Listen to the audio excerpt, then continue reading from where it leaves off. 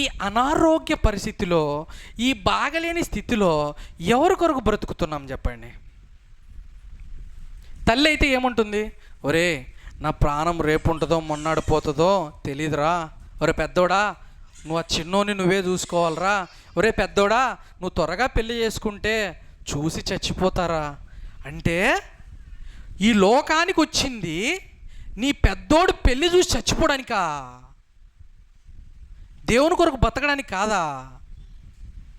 అరే ఇదంతా తెలియక బైబిల్లో భక్తులు దేవుని కొరకు చచ్చిపోయారే. ఈ మర్మం ఏందో మనం అప్పుడు పుట్టి అప్పుడు చెప్పింటే బాగుండు అనిపిస్తాలా ఇప్పుడు?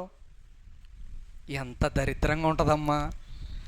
చిన్నోడు పెళ్లి చూడ్డానికా, పెద్దోడు పెళ్లి చూడ్డానికా మనం ఈ భూమి మీదకి వచ్చింది? ఈ మాటలు వినట్లా మనం? కొందరైతే నా లవర్ కోసమే నేను పుట్టింది ఈ లోకానికి అంటాడు వీడు. అంటే దేవుడు పుట్టించింది వేరే పరాయి ఒక చెల్లిని ఈడు వెంటేసుకొని పెట్టిపోవడానికి ఈయన పుట్టించాడా? ఇయే కదా ఆలోచనలు. ఈ విధంగా మన భూమి మీదకి వచ్చింది. అసలు జీవితం అంటే ఏందో ఇప్పుడు దాకా తెలుసుకున్నాం కదా. బెత్తెడంతా నీడ వంటిది. ఈ నీడ వంటి జీవితంలో పెద్దోని పెళ్లి కోసమో, చిన్నోని పెళ్లి కోసమో, కూతురు పెళ్లి కోసమో కదా మనం ఈ లోకానికి వచ్చింది. ఆయన చిత్తాన్ని నెరవేర్చడానికి వచ్చాం.